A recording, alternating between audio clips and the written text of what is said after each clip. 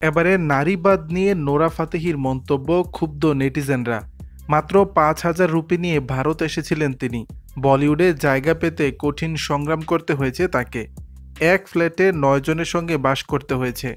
অর্থের অভাবে করতে হয়েছে ক্ষুধার কষ্ট। বলছি বলিউডের জনপ্রিয় অভিনেত্রী নোরা ফাতেহির কথা। খুব অল্প সময়ে নিজের শক্ত অবস্থান গড়ে তুলেছেন তিনি।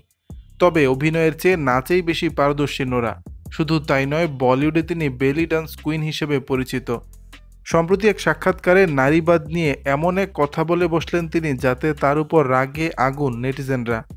সম্প্রতি একটি পডকাস্টের সাক্ষাৎকারে নোরা বলেছেন, নারীবাদ আসলে সমাজটাকে ধ্বংস করে ফেলেছে। আমি বলছি না যে মেয়েরা পড়াশোনা করবে না বা চাকরি করবে না, অবশ্যই করবে।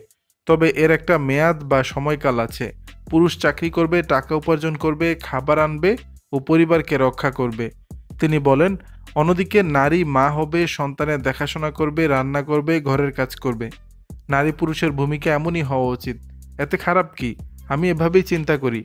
শুনলে মনে হবে আমি হয়তো এখনো আদিকালেই পড়ে আছি বা ওল্ড স্কুল। তবে এটাই আমার বিশ্বাস। নোরার কথা শুনে কার্যত অবাক সবাই। তিনি নিজে দাপিয়ে কাজ করছেন বহির্বিশ্বে, অথচ তিনি মেয়েদের বাড়ির কাজে বাঁধতে চাইছেন। নোরার কথায় বিরক্ত হয়ে এক ব্যক্তি লেখেন, উনি কেন এখনো বিয়ে করে বাচ্চা লালন পালন না করে বেপর্দা হয়ে নাচানাচি করে বেড়াচ্ছেন? সিনেমায় যতই নায়িকা হন না কেন, ব্যক্তিগত জীবনে আপনি আসলে একটা খল চরিত্র। অন্য আরেক ব্যক্তি লেখেন, এত ফালতু কথা আমি জীবনে শুনিনি। বুঝেছি উনি কাদের খুশি করতে এসব কথা বলছেন। ওনার ভক্তরা তো সাধারণত পুরুষ। উনি আসলে ওনার পুরুষ ভক্তদের খুশি করতে চান। দর্শক, বিষয়টি নিয়ে আপনাদের মতামত জানাবেন নিচের কমেন্ট বক্সে।